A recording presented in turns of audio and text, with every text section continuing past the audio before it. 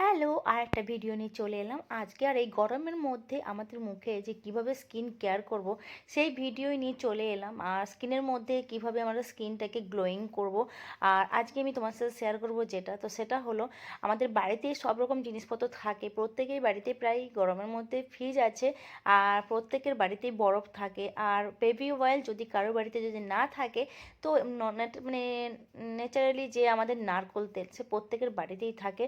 তো আমি কি করব ওটাই ভাবছিলাম যে চলো তোমাদের সাথে আজকে শেয়ার করে নিই। বাচ্চাদের যে বেবি অয়েল থাকে, হিমালয়া বা বেবি জনসন যা কিছু, আর যদি কারোর বাড়িতে না থাকে নারকোল তেল যদি থাকে তাহলেও হবে।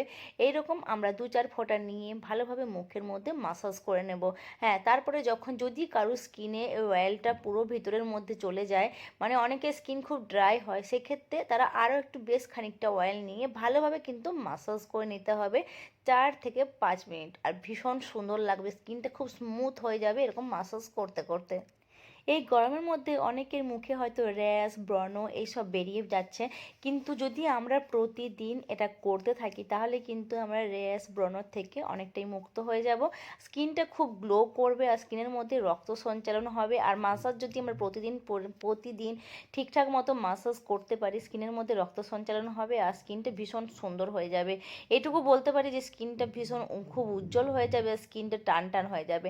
হ্যাঁ, তারপরে যখনই আমাদের অয়েলটা মাসাজ হয়ে যাবে, তখনই যদি কারোর মুখে বেশি পরিমাণে অয়েল থাকে সেখানে সে অয়েলটাকে একটা কটন কাপড় দিয়ে হালকা করে চেপে তুলে নিতে হবে। যদি কারোর স্কিন খুব ড্রাই হয় তারা এমনিতেই ভিতরে চলে যাবে সেই ক্ষেত্রে অয়েলটা। তো তারপরে বরফ নিয়ে আমরা মুখের মধ্যে এইভাবে ঘষে থাকবো। হ্যাঁ, ডাইরেক্ট বরফ মুখে না ঘষাই ভালো, কোনো সুতোর কাপড় দিয়ে ঘষে মোটামুটি 2-4 মিনিট পরেই বরফটা গলে যাবে, আর তারপরেই আমরা মুখটাকে ধুয়ে নেব।